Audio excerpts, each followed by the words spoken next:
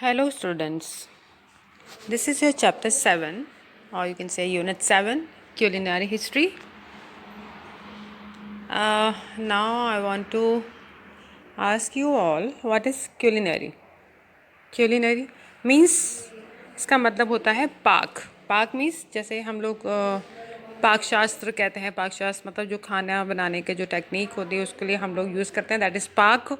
खाने को लिए खाने से रिलेटेड है. दिस इज़ तो पाक की हिस्ट्री यानी कि खाना जो बनता है हम लोग खाते हैं उसकी हिस्ट्री क्या है, उसका बैकग्राउंड क्या है, मतलब पूरा सब कुछ अगर उसके बारे में हम जाने तो उसका क्या है. तो इसके लिए हम इसके जो ऑब्जेक्टिव्स दिए हुए हैं that is to explain the historical backgrounds of the culinary field. Second one to describe the evolution of food. हम इसके अंदर दोनों ही चीज़ पढ़ने वाले हैं. राइट. अब हम देखेंगे इसके अंदर. देखिए पहली चीज़ हम लोग स्टार्ट करते हैं हिस्टोरिकल बैकग्राउंड से. What is historical background? पागल पागल हो गया. The historical background of our culinary history. अब हिस्टोरिकल बैकग्राउंड के लिए अगर हम जाने देखें तो आप ये देखेंगे कि ये हमारा अर्ली मैन से स्टार्ट हुआ था कि जब जो अर्ली मैन्स थे उन्होंने किस तरह से खाने का धीरे धीरे मतलब बनाना शुरू किया. तो उसके लिए पहले हम थोड़ा सा चैप्टर को यहाँ पे रीड कर लें. What is the historical background? The origin of cooking और the advent of cooking played an important role in evolution of human beings. The origin of cooking मतलब खाना बनाने की जो टेक्निक है, और द एडवेंट मीन्स आगमन मतलब जब आना हुआ, मतलब किसी चीज़ का जब यूज़ करना हमने शुरू किया. जैसे खाने का हमने यूज़ करना शुरू किया कि जैसे ह्यूमन बींग्स थे, उनको भूख लगती थी तो वो कैसे खाएं. पहले पत्ते खाने लगे, फिर धीरे धीरे उन्होंने देखा कि जानवरों को मारकर भी खाया जा सकता है, उससे उनका पेट भरता है और उनको एनर्जी मिलती है उन चीज़ों से.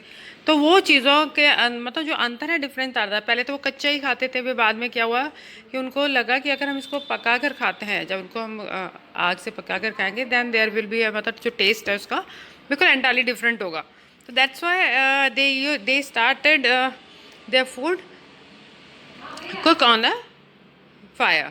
तो इसके अंदर मैं आपको बताऊंगी that it is believed by most of the anthropologists that cooking fires developed 1.8 to 2.3 million or 2,50,000 2,50,000 years ago when the primitive human first tasted meat that was cooked. अब क्या है, उससे पहले तो मैंने अभी बताया आपको कि वो लोग कच्चा ही खाते थे.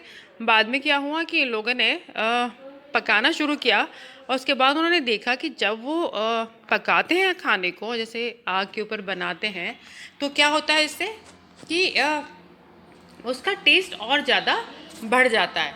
दे use to cook on the fire और उसके बाद फिर उसको खाते थे. उनको लगता था कि यार इसका टेस्ट तो और ज़्यादा अच्छा हो गया है ना. अब आप देखिए कि सबसे पहले तो आप सोच रहे होंगे कि सीधा ऐसे थोड़े खाने लग जाएंगे. तो पहले क्या किया उन्होंने, फायर को डिस्कवर किया. Discovery of fire was milestone in development of human life. यानी कि ह्यूमन लाइफ के अंदर जो है एक माइलस्टोन, बहुत बड़ी चीज़ थी जो उन्होंने हासिल की थी. That was discovery of fire. जब उन्होंने आग जलाई उसके बाद ही तो उन्होंने को पकाना शुरू किया. By rubbing the piece of stone. ये सब तो आप लोग जानते होंगे, आप पढ़ भी चुके होंगे इसके बारे में.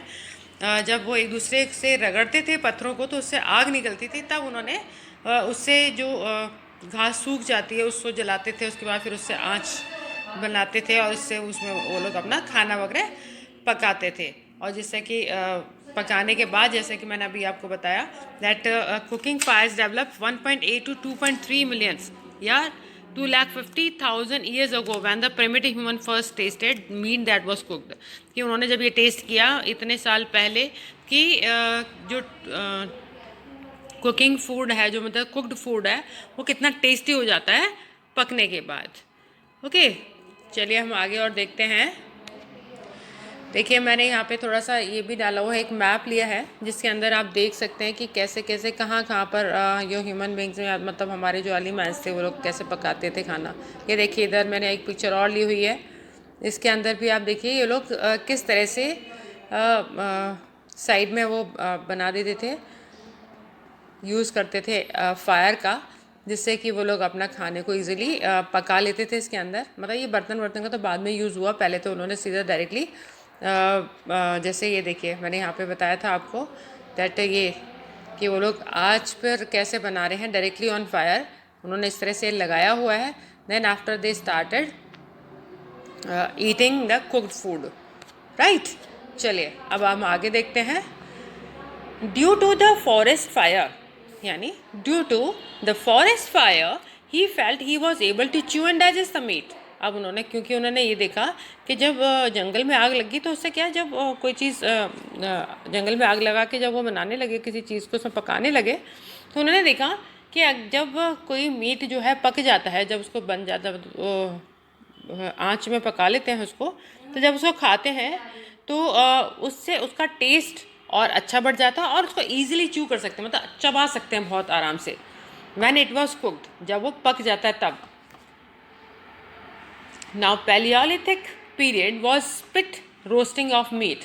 अब पैलियोलिथिक पीरियड क्या है बेटा इसके अंदर, कि इसके अंदर जो पुरापाषाण कहते हैं इसको हम, पुरापाषाण बहुत पुराना जिसको कहते हैं द ओल्ड स्टोन एज इसके नाम से जाना जाता है इसको, ये उसको कहा जाता है। तो इसमें क्या था, ये मतलब दूर था, मतलब roasting of meats and the method of cooking were, ये बिल्कुल अलग टाइप का, इनसे दूर था ये सब चीज़ें। Where food was suspended with support directly on to the flame, जिसमें कि जो खाना था वो डायरेक्टली वो फ्लेम पे ही पकाते थे। उन्हें नहीं पता किसी बर्तन में डाल के भी पका सकते हैं, इसको किसी तरह से बनाया जा सकता है। They don't know anything about these things. This was the only culinary technique they discovered. उसके बाद क्या हुआ कि उन्होंने जो डिस्कवर किया था खाना पकाने का जो तरीका था उनका जानने का, पकाने का, वो यही था कि वो डायरेक्टली फ्लेम पे बना सकते हैं। ये उन्होंने डिस्कवर किया था। किसने, जो पैलियोलिथिक पीरियड वाले जो थे, जो पीरियड में जो लोग रहते थे, जो पढ़ते थे उसमें थे वो लोग, उन्होंने बस इतना ही जाना था कि वे they can cook their food directly onto the flame. This was the only culinary technique they discovered. The Neolithic period saw the introduction of pottery. अब जो Neolithic period था, Neolithic period मतलब नवपाषाण काल। नवपाषाण काल मतलब जब नया मतलब पहले था पैलियोलिथिक पीरियड के बाद नियोलिथिक पीरियड आया। नियोलिथिक मतलब न्यू पीरियड, नया पीरियड शुरू हुआ। That the which was introduce pottery cooking. Pottery cooking, ये मैंने अभी आपको पिक्चर दिखाया था, देखिए पॉटरी का वर्क इसमें मतलब हो रहा है और ये लोग इसके अंदर खाना पका रहे हैं, ठीक। तो इन्होंने देखा कि पॉटरी वगैरह मतलब जो मिट्टी के बर्तन होते हैं या कुकिंग टेक्निक्स जो और ज़्यादा इन्होंने इम्प्रूव कर ली थी बाय, जैसे कि जैसे आपने देखा होगा कई बार मम्मा या नानी वगैरह जो है आपके, वो जो चूल्हा वगैरह जो है उसके ऊपर जब वो रोटी बनाते हैं तो कैसे उसके अंदर लकड़ी जलाते हैं। तो पहले लोग ना कुछ चीज़ें का सपोर्ट लेके उसको एज ऐसी जगह बना लेते थे जिससे कि वो इजीली बना सकें, मतलब पका सकें अपने खाने को, अपने बर्तन को उसके ऊपर रख सकें, ठीक है। तो इस तरह से उन्होंने स्टार्ट किया धीरे धीरे इन पॉटरीज़ का और कुकिंग टेक्निक्स और ज़्यादा इम्प्रूव किया, मतलब इन पॉटरीज़ का यूज़ करना सीखा कैसे कर सकते हैं। The Romans were the first to introduce flat bread. अब जो रोमन्स थे वो पहले थे ऐसे जिन्होंने फ्लैट ब्रेड का इंट्रोड्यूस किया था कि फ्लैट ब्रेड होती है। कैसे बनाते थे, दे यूज क्रैकल्ड कर्नल्स। कर्नल्स कहते हैं बेटा कि जो गुठली टाइप के होते हैं ना, वो उसको कहा जाता है kernels and water to make a paste. मतलब वो क्या करते थे, कैनल्स मतलब गुठलियाँ जो थे उसको, और उसको क्रैकल मतलब उसको जो टूटी हुई जो गुठलियाँ होती हैं उसको, and water to make a paste. उसके बाद पानी का इस्तेमाल करते थे, उससे वो लोग पेस्ट बना लेते थे। And flatten this on the hot stone. और उसके बाद एक हॉट स्टोन होता है, मतलब हॉट स्टोन जो कि पूरा गर्म कर दिया जाता है आँच में, मतलब मिट्टी उसमें आग में। तो उसके बाद जब पूरा गर्म हो जाता तो उस हॉट स्टोन के ऊपर उसको फैला देते थे, उसको पूरा फैला कर फिर उसको उसके ऊपर से निकालते थे बिल्कुल उसी साइज़ में फ्लैट करके। तो उसको वो लोग खाते थे, उसका टेस्ट उनको बहुत अच्छा लगता था। तो this was the thing which I want to tell you about this thing that कि जो अर्ली मैन्स थे वो लोग किस तरह से उन्होंने ब्रेड्स का इस्तेमाल किया, मतलब वो फ्लैट चीज़ों का खाने का इस्तेमाल किया। पहले तो वो लोग एज इट इज़ जैसा था वो पका लिया करते थे, बाद में वो इस तरह से उन्होंने इसके अंदर चेंजेस किए, right. Now the early civilization, Beta, I will tell you this about early civilization in my next part. So be connected with me in the next part also. So see you, beta. Bye bye and take care.